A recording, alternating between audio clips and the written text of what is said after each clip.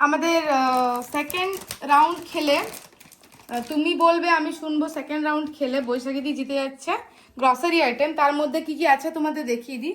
এখানে family pack good day biscuit আছে, এটা তোমার 1 মাস কুলিয়ে যাবে বিস্কিটটা। ফরচুনের পক্ষ থেকে আছে সোয়া চাল, সোয়া বড়ি বা নিউট্রেলা যেটা বলে।